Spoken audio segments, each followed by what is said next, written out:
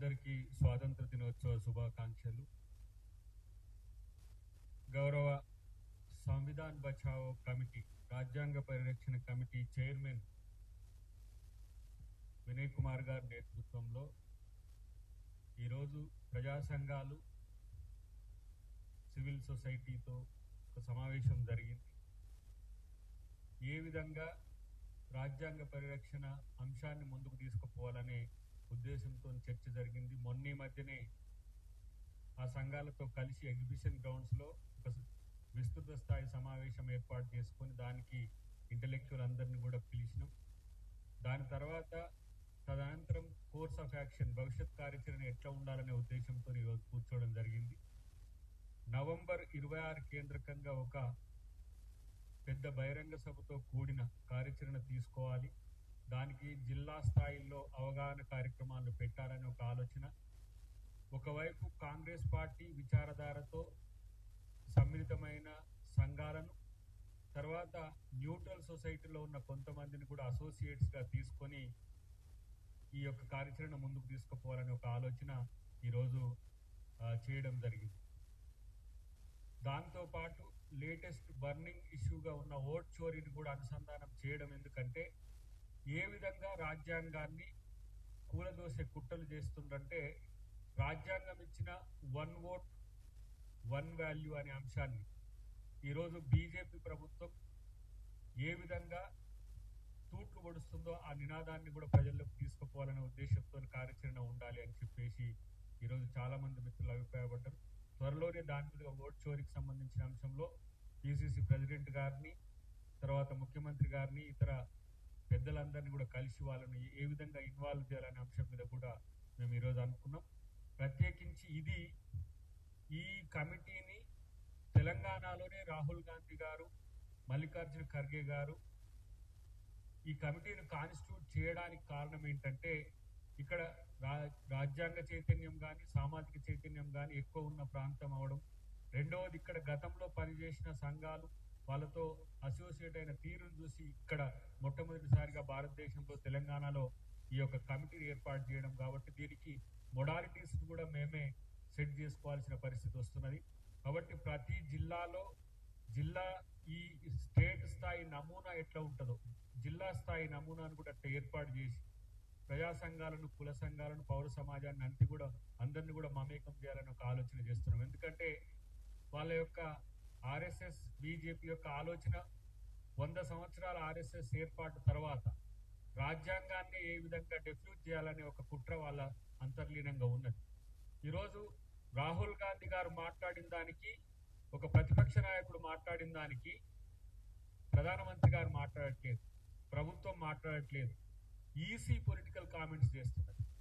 Election commission మీద target చేసి, election commission మీద ఎలిగేషన్స్ చేసి, ఎలక్షన్ కమిషన్ మీద స్టేట్మెంట్స్ ఇస్తున్నందుకు ఎలక్షన్ కమిషన్స్ కౌంటర్ ఇవ్వడం ఓకే, గాని ప్రభుత్వం ఏం చేస్తున్నది? ఓట్లు పోయిందని వాళ్ళ ఓట్లు తీసేసిండ్రు అని కొంతమంది అయితే, ఓటర్ లిస్ట్ లో చనిపోయిన వాళ్ళగా చూపించిన వాళ్ళు వచ్చేసి రాహుల్ గాంధీ గారితో కాఫీ తాగుతున్నారు. లేదంటే వాళ్ళు సుప్రీంకోర్టులో కేసు వేస్తున్నారు, మేము చనిపోలేదని. అంటే ఒక విచిత్రమైన పరిస్థితి ఉన్నది.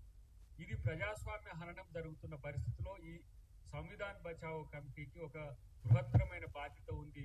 ఇక్కడి నుంచి పెద్ద ఎత్తున కార్యాచరణ తీసుకుపోవాలనే ఉద్దేశంతో అటు విద్యార్థులతో పాటు, యువకులతో పాటు, దళితులు, గిరిజనులు, ఆదివాసీలతో పాటు బడుగు బలహీన వర్గాలను, మైనారిటీలను కలుపుకొని ఈ సంఘం మమేకం కావాలనే ఒక ఆలోచన వచ్చింది. గతం కంటే ఇంకా మెరుగైన ఒక సేవలు అందించడానికి పెద్ద ఎత్తున సమాజం స్పందిస్తున్న పరిస్థితిని బట్టి ఈ సమావేశం ఏర్పాటు చేయడం జరిగింది. ఇంకా 2-3 డేస్ తర్వాత పెద్ద ఎత్తున దీని మీద కార్యాచరణ, ఏవైతే కమిటీ కాన్స్టిట్యూట్ చేసిండ్రో కమిటీ కాన్స్టిట్యూట్ చేసిన వాళ్ళని జిల్లా ఇన్ఛార్జీలుగా చేయడంతో పాటు జిల్లా నిర్మాణాలను కూడా పార్టీతో కలిసి ఏ విధంగా చేయాలనే ఆలోచన మేము చేసినాం. కాబట్టి ఇది కేవలం కాంగ్రెస్ పార్టీ కార్యాచరణ కాదు. అందుకనే మేము తెలంగాణ సమాజానికి, తెలంగాణ పౌర సమాజానికి మా విజ్ఞప్తి ఏంటంటే, రాజ్యాంగాన్ని రక్షించుకోవాల్సిన బాధ్యత పౌరులందరి మీద ఉంది. ఇలా కాంగ్రెస్ పార్టీ చేస్తున్నది అంటే కేవలం రాజకీయ ప్రయోజనాలు ఉన్నాయని కొంతమంది బయట అనుకుంటున్నట్టుగా కాకుండా, ప్రజా ప్రయోజనాలు, రాజ్యాంగ ప్రయోజనాలు దీంట్లో ఇమిడి ఉన్న పరిస్థితి. చివరికి ఏ రాజ్యాంగం ఈ రోజు ఈ ప్రభుత్వాలను ఏర్పాటు చేస్తుందో, ఈ రాజకీయ వ్యవస్థను నిర్మించిందో అదే రాజ్యాంగం నన్ను కాపాడండి అనే స్థితికి వచ్చింది అని అంటే ప్రజాస్వామ్యం ఎక్కడ ఉంది, ఇలా ఇక్కడ జరుగుతున్న రాజకీయాలు ఏ విధంగా ఉన్నాయనేది మనం ఆలోచించాల్సిన అవసరం ఉంది. కాబట్టి వినయ్ కుమార్ గారి నేతృత్వంలో పెద్ద ఎత్తున నవంబర్ 26ను జరపడానికి కార్యాచరణ చేస్తున్నాం. ఏఐసిసి నుంచి మొదలు పెడితే ఈ రాజ్యాంగ నిపుణులు ఎవరైతే ఉంటారో, ఎక్స్పర్ట్స్ ఉంటారో, రాజ్యాంగం పట్ల కమిటెడ్ గా ఉండే జాతీయ అంతర్జాతీయ సమాజాన్ని కూడా మమేకం చేసే ఒక ప్రయత్నం జరుగుతున్నది. కాబట్టి వీరందరూ కూడా సహకరించాలని మేము తెలియజేస్తూ, ఒకటి మాత్రం చెప్పాల్సిన అవసరం ఉంది. రాజ్యాంగ పరిరక్షణ బీజేపీ బాధ్యత కాదా? ఇలా బీజేపీ నాయకులు రాహుల్ గాంధీ గారి మీద చేస్తున్న స్టేట్మెంట్ చూస్తే ఒక రకంగా నవ్వు వస్తున్నది వాళ్ళని చూస్తే. ఓట్లు పోయిన వాళ్ళు ఓట్లు పోయినాయని ఏడుస్తుంటే మీ ఓట్లు ఏం పోలే, రాహుల్ గాంధీ ఆ ఓట్లు తీసుకున్నాడు అన్నట్టుగా మాట్లాడుతున్నారు. ఇలా ఓటు బాధ్యత వ్యక్తిది. వ్యక్తి నాయకుడిని ఎన్నుకునే బాధ్యత ఈరోజు అంబేద్కర్ గారు రాజ్యాంగంలో కల్పించింది. గతంలో ఏంది? రాజులకు, సామంత రాజులకు, జమీందారులకు, జాగీర్దారులకు, పెట్టుబడిదారులకు, వాళ్ళకి ఇష్టం వచ్చిన వాళ్ళకు ఓట్లు ఇచ్చే కల్చర్ భారత రాజ్యాంగం కంటే ముందుండే. మహిళలకు ఓటే లేదు.